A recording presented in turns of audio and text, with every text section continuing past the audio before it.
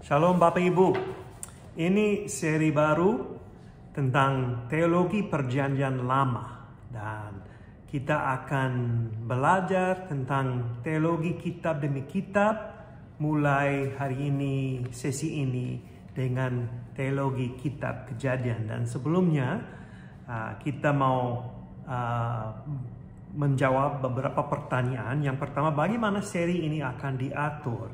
Nah, kita akan melihat, belajar dari kitab demi kitab berturut-turut. Jadi mulai dengan kitab Kejadian, teologinya, dan lanjut ke kitab Keluaran, teologinya, dan seterusnya.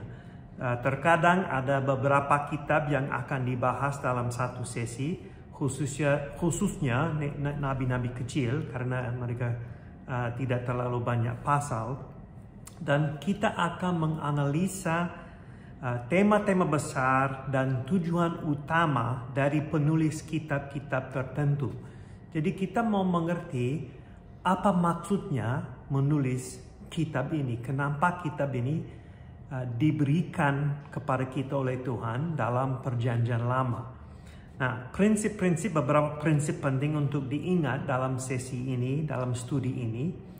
Yang pertama, untuk orang Kristen, mengakui perjanjian lama sebagai kitab suci berarti mengakui otoritasnya. Itulah firman Tuhan, itulah firman Allah. Dan oleh karena itu, berotoritas dan menjadi standar kehidupan, kepercayaan, dan tindakan umat Tuhan masa kini. Yang harus diingat, sebagai orang Kristen, kita boleh mencari atau melihat kepentingan dalam perjanjian lama lewat kacamata Yesus dan salibnya. Tetapi kita tidak boleh mengabaikan teologinya dalam konteks masa lalu. Maksud saya, teologinya pada waktu itu. Bagaimana kita bisa menafsirkan perjanjian lama sesuai dengan statusnya sebagai kitab suci, firman Allah, yang terus bisa diterapkan dalam kehidupan jemaat masa kini. Inilah salah satu tantangan yang sangat penting dalam teologi perjanjian lama. Nah, apa otoritasnya perjanjian lama? Perjanjian lama adalah kitab yang deskriptif dan preskriptif. Itu menjelaskan apa yang dibuat Israel sebagai umat Allah dan apa yang mereka percaya. Dan perjanjian lama juga adalah suatu standar bagi orang percaya masa kini. Ada kesatuan di dalam perjanjian lama, suatu pewahyuan mengenai sifat dan natur Allah yang hidup dan mengenai caranya dengan umatnya dan dengan bangsa-bangsa lain. Nah, ada model hermeneutik dalam 4 tahap. Saya harap ini akan muncul dalam screen ini di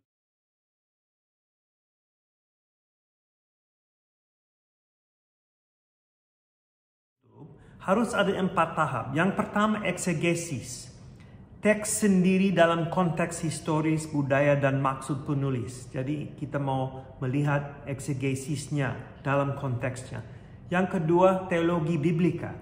Apa yang dikatakan teks ini dalam konteks kanonis, implikasi-implikasi teologinya yang ada, dan sistesis, melihat unsur-unsur di dalam teks dan apa yang menghubungkan teks ini dengan teks lain, mencari kesatuan. Apa yang dikatakan tentang Allah, bagaimana hal itu bisa diterapkan dalam konteks kita masa kini. Dan tahap yang ketiga, teologi sistematika, pola-pola yang muncul dalam teks, dan teologi homiletik, penerapan teks ini dalam konteks kita. Jadi apa tujuan teologi perjanjian lama? Salah satu hal yang terpenting dalam teologi biblika adalah keinginan untuk menganggap isi-isi teologis di dalam Alkitab dengan serius dan relevan pada kehidupan kita masa kini. Sejarah adalah sesuatu yang penting dalam pewahyuan ilahi. Dalam sejarah Allah menyatakan diri dan jadi sejarah itu penting. Jadi kita mau belajar tentang sejarah yang ada di dalam Perjanjian Lama dan teologinya. Teks-teks harus ditafsirkan dari teks sendiri, di dalam teks sendiri, tanpa sesuatu dipaksakan dari luar. Jadi kita mau membiarkan teks untuk berbicara sendiri. Yang keempat, hal yang keempat untuk diingat, ada kesatuan antara Perjanjian Lama dan Perjanjian Baru. Tidak ada kontradiksi, tidak ada hal yang melawan yang lain antara firman Tuhan. Terus kita mau memahami teologi kitab-kitab tertentu supaya kita bisa memahami pengharapan penulis bagi kita sebagai orang percaya masa kini. Dan terakhir, supaya kita boleh memahami rencana penebusan Tuhan bagi dunia ini dan kemuliaan yang hanya Dia layak diterima. Jadi ini tugas atau tujuan untuk mencari, memahami, menggali teologi yang ada di dalam kitab-kitab Perjanjian Lama. Nah, jadi kita mau melihat teologi kitab Kejadian, itu kitab yang pertama dalam Alkitab, dalam Perjanjian Lama.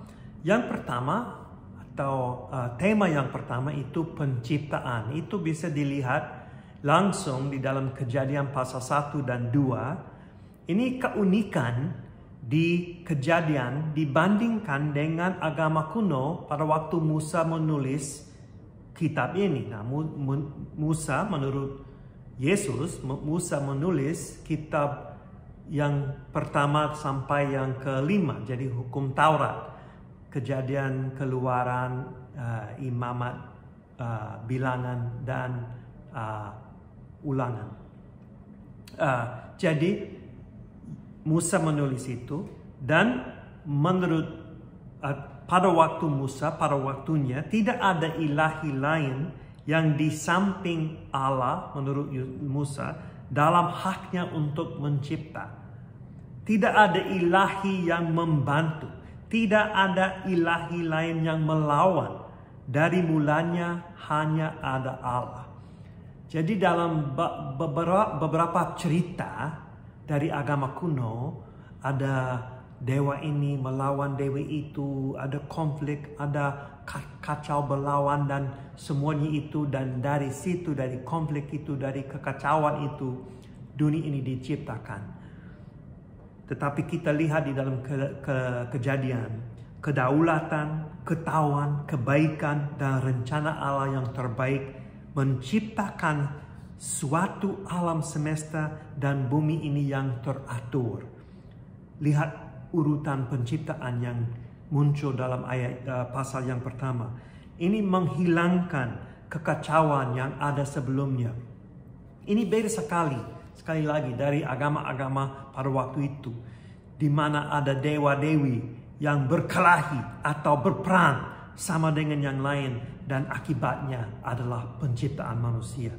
Oleh karena Allah dinyatakan sebagai Allah yang sangat baik dan yang mengasihi penciptanya, ada nilai dan hormat dalam puncak penciptaan itu, yaitu manusia. Jadi manusia diciptakan menurut gambar Allah. Jadi itu kasih hormat kepada manusia. Setiap orang yang lahir punya hormat oleh karena mereka diciptakan oleh Tuhan yang Maha Kuasa dan Maha Baik. Tema yang kedua, pemilihan atau panggilan. Nah, kita lihat itu langsung pemilihan Set. Setelah manusia jatuh ke dalam dosa, Allah tidak langsung menghapus manusia dari bumi ini. Tetap ada rencana kebaikan untuk memuliakan nama Allah sendiri. Kemuliaan Allah itu tema yang paling penting di Perjanjian Lama dan Perjanjian Baru. Nah, kita akan lihat itu garis yang mengabungkan semua kitab. Dan langsung dalam kejatuhan manusia ada proto-injili dalam Kejadian pasal 3 ayat 15. Allah mengatakan kepada iblis itu, "Aku akan mengadakan permusuhan antara engkau dan perempuan ini, antara keturunanmu dan keturunannya. keturunannya akan meremukkan kepalamu dan engkau akan meremukkan tumitnya. Tetapi ada dua macam keturunan kita lihat, keturunan anak-anak Allah dan keturunan anak-anak manusia, yaitu orang yang takut akan Allah dan orang yang tidak. Jadi kita lihat itu dibedakan di kitab Kejadian, kitab Keluaran dan seterusnya. Ada orang yang dipilih Tuhan yang menjadi takut sama Allah dan ada orang yang tidak takut akan Allah. Tuhan memilih Set dan keturunannya setelah Kain membunuh Habel. Dan dari Set ada Nuh, dan Nuh dipilih Allah untuk diselamatkan di dalam air bah yang menghancurkan semua manusia, semuanya yang jahat dari muka bumi itu. Adam bersetubuh pula dengan istrinya, lalu perempuan itu melahirkan seorang anak laki-laki dan menamainya Set, sebab katanya Allah telah mengaruniakan kepadaku anak yang lain sebagai ganti Habel, sebab Kain telah membunuhnya. Jadi lahirilah seorang anak laki-laki bagi Set juga, dan anak itu dinamainya Enos. Waktu itulah yang orang mulai memanggil nama Tuhan. Jadi Allah memilih Set. Yang kedua, pemilihan Abraham dalam tema ini. Kejadian pasal 12 ayat 2 mengatakan, aku akan membuat engkau menjadi bangsa yang besar dan memberkati engkau serta membuat namamu masyhur, dan engkau akan menjadi berkat. Tuhan memilih Abraham sesuai dengan rencananya untuk menggenapi janjinya dari Kejadian pasal 3 ayat 15. Ada keturunan Hawa yang akan mengalahkan kekuasaan kejahatan si iblis. Anak itu akan datang dari Abraham, tapi berdasarkan iman, bukan usaha manusia seperti yang dibuat manusia dalam Kejadian pasal 11 dengan Menara Babel itu. Mereka mau membangun, menguatkan kemuliaannya sendiri untuk membuat nama manusia yang tinggi sendiri. Allah memilih Abraham untuk memberkati bangsa-bangsa lain setelah mereka diluassebarkan, supaya mereka bisa memuliakan Allah dalam bangsa-bangsa, bahasa-bahasa lain dan semuanya itu. Oleh iman, bukan oleh karena usaha manusia.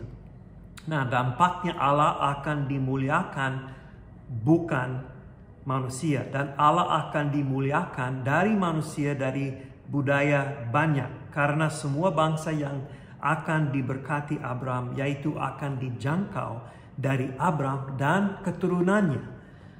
Itu maksud Paulus dalam Galatia pasal 3 ayat 16. Adapun kepada Abraham diucapkan segala janji itu dan kepada keturunannya. Tidak dikatakan kepada keturunan-keturunannya seolah-olah dimaksud banyak orang, tetapi hanya satu orang, dan kepada keturunanmu, yaitu Kristus. Dan Paulus mengatakan dalam Galatia pasal 4 ayat 4, tetapi setelah genap waktunya, maka Allah mengutus anaknya yang lahir dari seorang perempuan dan takluk kepada hukum Taurat. Lahir dari seorang perempuan mengacu kepada Kejadian pasal 3 ayat 15 dan menghubungkan Kejadian pasal 3 ayat 15 dengan panggilan kepada Abraham di Kejadian pasal 12. Bapa leluhur ini dipilih berperan beberapa hal. Yang pertama, pilihan mereka adalah kuncinya untuk memberes masalah dosa yang ada di dunia. Yang kedua, mereka seperti simbol kepada dunia ini tentang kasih karunia Allah kepada manusia yang berdosa. Dan yang ketiga, mereka menyatakan keperluan, komitmen, dan pengabdian kepada Allah yang Esa, Sang Pencipta. Jadi Abraham sangat penting, karena itu menyatakan rencana Allah untuk dia memilih Abraham supaya perjanjian kepada Hawa dan Adam tentang anak dari keturunan Hawa itu akan digenapi oleh keturunan dari Abraham. Dan jadi selalu ada dua macam manusia, yang takut sama Tuhan, yang tidak. Dan yang takut sama Tuhan itu langsung bisa dilihat koneksi hubungan sampai Yesus Kristus lahir. Dan Yesus Kristus menggenapi janjinya dalam Kejadian pasal 3 ayat 15 dan janji kepada Abraham dalam Kejadian pasal 12. Kita lanjut dalam tema pemilihan ini, teologi pemilihan, karena ini pemilihan Ishak. Ada kontinuitas atau kesinambungan dalam pemilihan Ishak. Dia adalah anak perjanjian, bukan anak daging. Dia lahir 25 tahun setelah Abraham dahulu berjanji setelah Allah dahulu berjanji kepada Abraham bahwa keturunannya akan memberkati bangsa-bangsa lain. Dan janji itu diulangi kepada Ishak dalam Kejadian pasal 26 ayat 3-5. Tinggallah di negeri ini sebagai orang asing, maka aku akan menyertai engkau dan memberkati engkau, sebab kepadamulah dan kepada keturunanmu akan kuberikan seluruh negeri ini, dan aku akan menepati sumpah yang telah kuikrarkan kepada Abraham ayahmu. Aku akan membuat banyak keturunanmu seperti bintang di langit. Aku akan memberikan kepada keturunanmu seluruh negeri ini, dan oleh keturunanmu semua bangsa di bumi akan mendapat berkat, karena Abraham telah mendengarkan firman-Ku dan memelihara kewajibannya kepadaku, yaitu segala perintah, ketetapan, dan hukum-Ku. Jadi Allah mengulangi janji kepada Ishak yang dikatakan kepada Abraham dulu, bapa dari Ishak, bahwa Tuhan akan memberkati mereka dan keturunan mereka. Dan itu lanjut di dalam pemilihan ke Yakub. Pada Yakub, kemudian Allah memilih Yakub. Ini salah satu kejutan. Kenapa mau memilih orang ini yang sering menipu dari rahim ibunya, mulai itu menipu.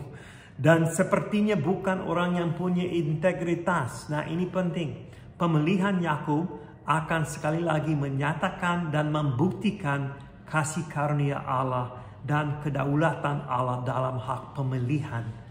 Malayaki pasal 1 ayat 2 sampai ayat 3 mengatakan, aku mengasihi kamu, firman Tuhan.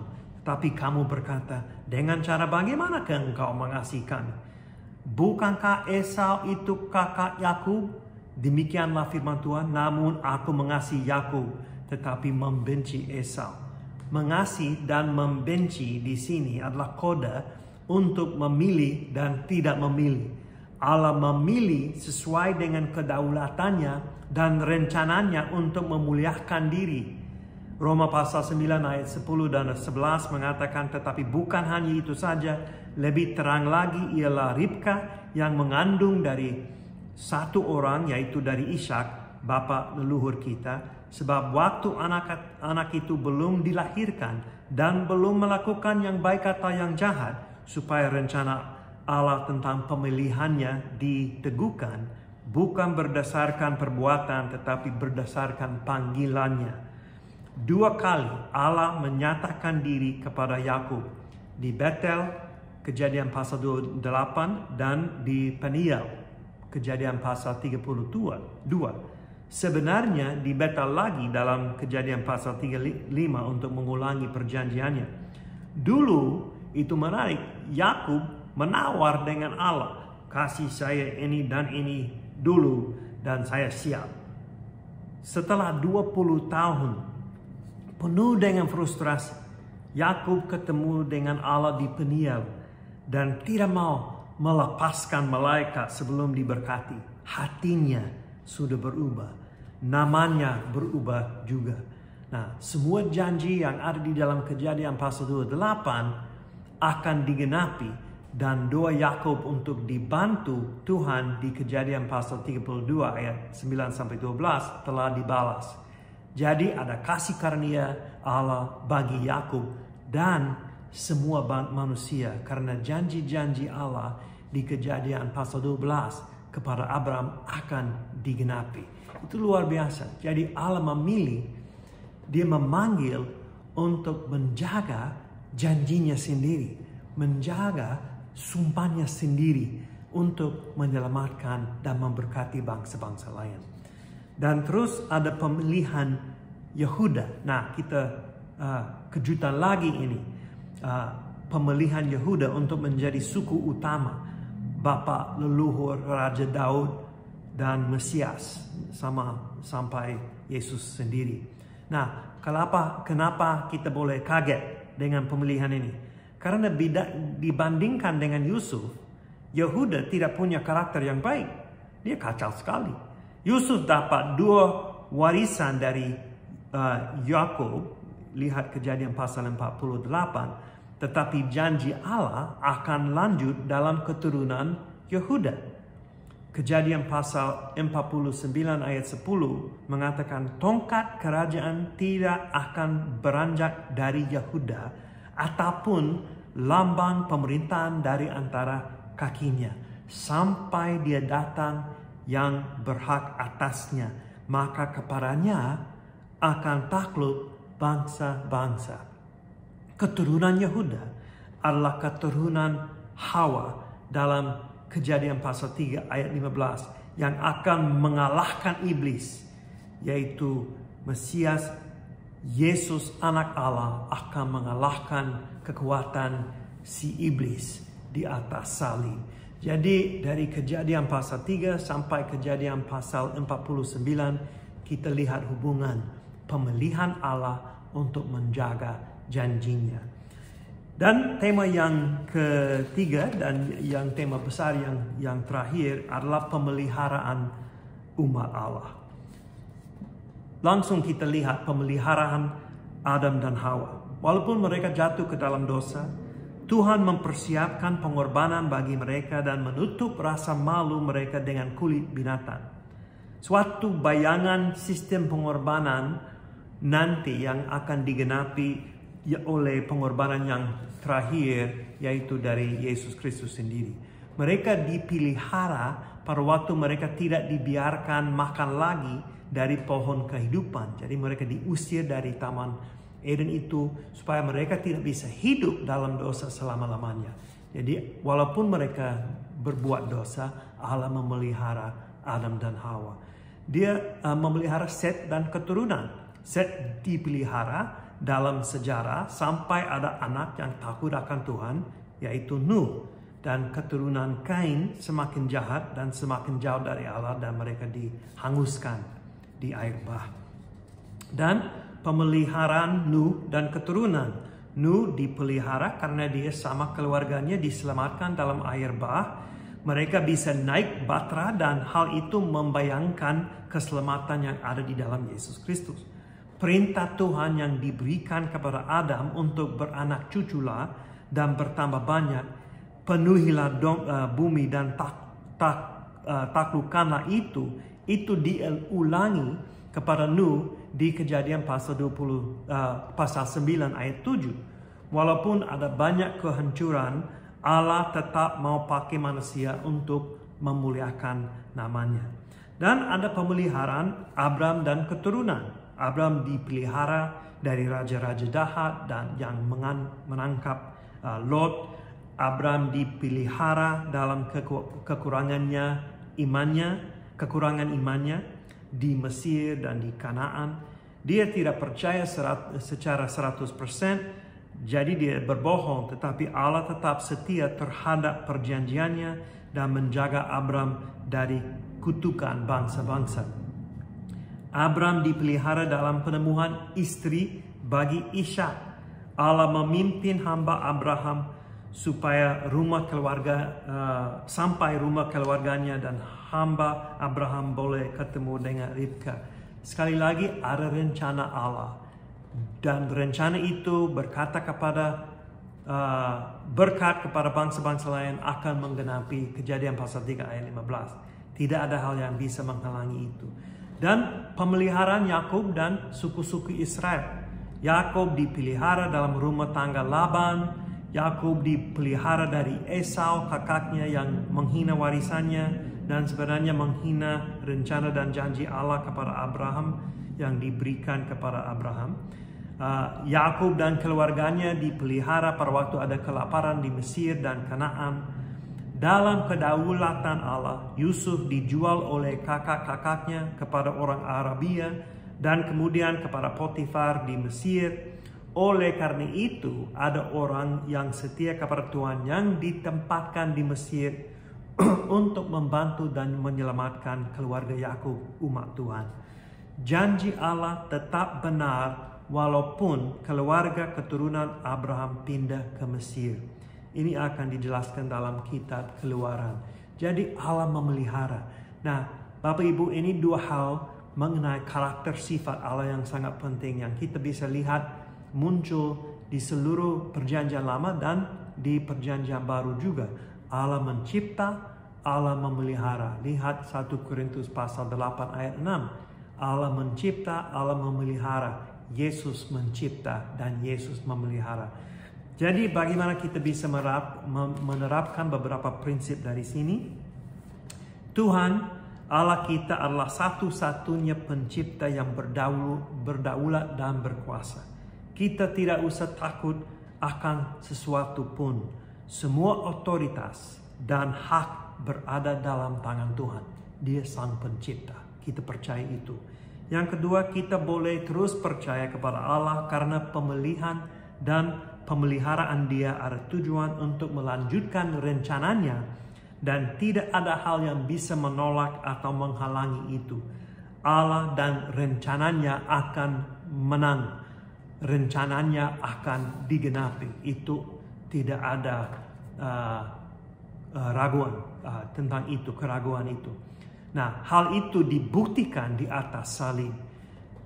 Perjanjian lama menuju kepada salib, kepada Mesias yang akan datang.